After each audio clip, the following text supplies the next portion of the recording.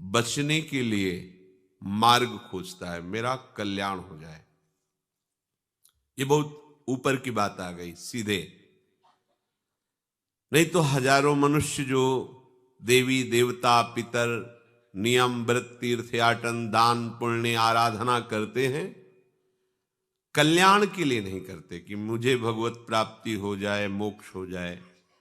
प्रायः वो आराधना अपनी वासनाओं की पूर्ति के लिए करते हैं, कामनाओं की पूर्ति के लिए करते हैं। ये कोई खास बात नहीं हुई। यहां जो कह रहे हैं हजारों मनुष्यों में कोई एक कल्याण प्राप्ति की साधना करता है। इस कल्याण प्राप्ति के मार्ग में चलने वालों को ध्यान से देखना चाहिए कि हम किसी वस्तु व्यक्ति भोग सामग्री के अभाव में भगवत मार्ग तो नहीं स्वीकार किया। यदि आपने किसी वस्तु व्यक्ति भोग सामग्री के अभाव में स्वीकार किया है, तो जब ये आपको प्राप्त होगा तो भगवत मार्ग छोड़ देंगे आप और उन भोगों को स्वीकार कर लेंगे और उनमें रमण करने लगेंगे। तो आप भगवत मार्ग के उपासक ही नहीं थे।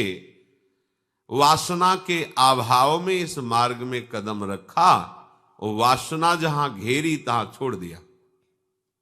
इसलिए भगवान कह रहे हैं कि कोई एक प्रयत्न करता है भगवत प्राप्ति का। चलते हैं हजारों में कोई एक, हजारों चलने वालों में कोई एक प्रयत्न करता है। इसका तात्पर्य एक तरफ प्रियालाल है, एक तरफ संसार के भोग हैं और आप मार्ग में चलने वाले पथिक हैं। आपको प्रियालाल चाहिए या भोग चाहिए? माया आपको भोग प्रदान करेगी, भक्ति आपको प्रियालाल प्रदान करेंगे। अब आप अपने को देखिए, आप किस मार्ग के पथिक हैं। जहां आपके सामने भोग रूपी दाने माया ने फेंके तो आपकी दबी हुई महत्व बुद्धि जागृत हो गई और आप भोगों को स्वीकार कर लिया। तो आप प्रियालाल के मार्ग के पथिक नहीं, आप भोगों की प्राप्ति के लिए आराधना कर रहे थे, फिसल गए। आप अपने कल्याण के लिए, प्रेम तो बहुत ऊंची बात है, आप अपने कल्याण का भी निश्चय नहीं किए हुए थे। इस मार्ग में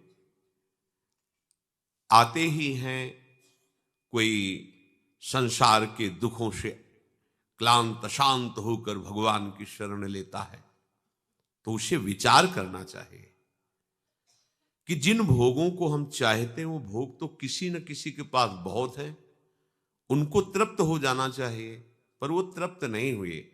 तो मुझे विचार के द्वारा वो वासना, वस्तुओं के अभाव की भावना, इसका त्याग कर देना चाहिए, नहीं ये आगे गिरा देगी। जिस किसी भोग में तुम्हारा हृदय द्रवित हो रहा है तो विचार विवेक के द्वारा आप उसे दबा दीजिए, नष्ट कर दीजिए अंदर ही अंदर।